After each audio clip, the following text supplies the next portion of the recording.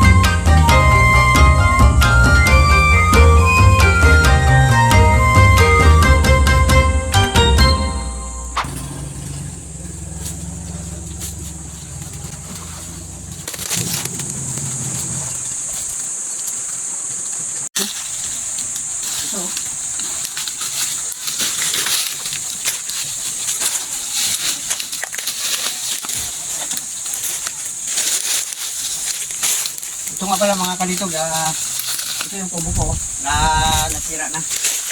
Tagal-tagal na rin. Ito yung re-repairing ko. Kasi nasira nung isang taon po to, nasira nung bagyo nung isang taon. Malakas kasi hangin, kaya yan ito, nagkawarat-warat.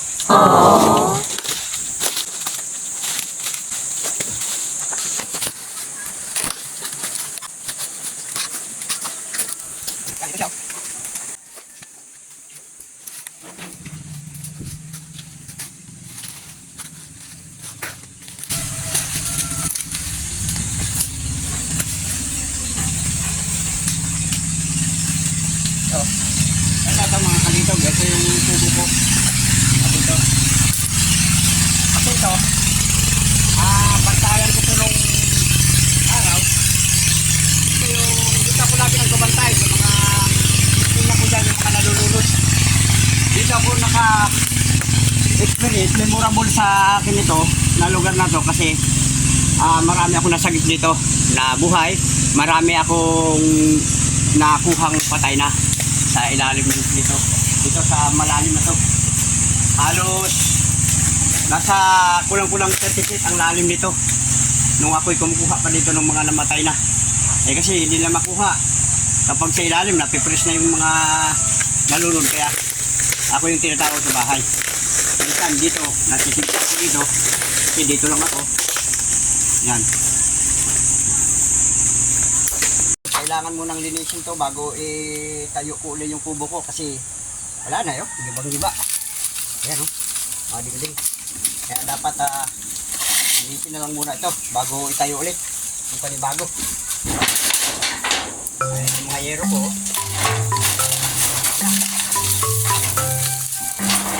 Sakto lahat.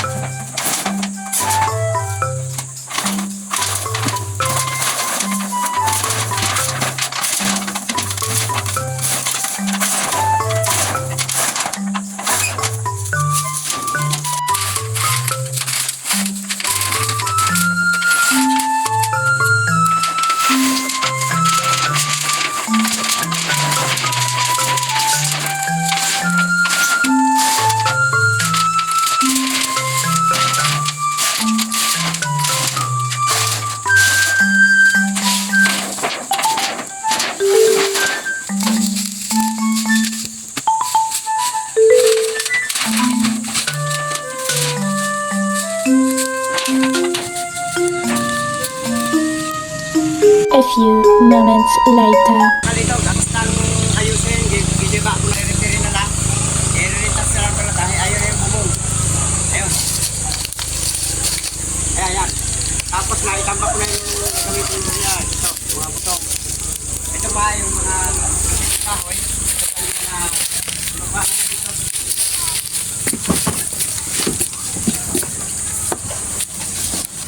Lunch material lang yung mga ginagamit ko dahil wala tayong pambili ng kompleto. Kaya ito, mga lunch material.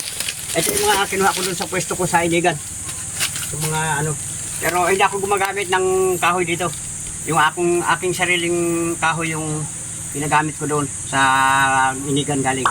Nice! Sa pwesto ko. Ay ito, mga kahoy lahat. Saka mga materials ng butong. Doon to lahat ng galing. Mga kalitaw, na-prepare ko na po yung yung pagka-iba ng nilinis ko lang yung tinayuan ng ibang tubo ko. Pagkatapos na-prepare ko na yung mga materyales. Yan. Saka ito, para sa pagbalik na lang po namin, abangan nyo na lang po ang kasunod na paggawa. Subscribe na lang po ang channel. Pakishare na lang po. Salamat.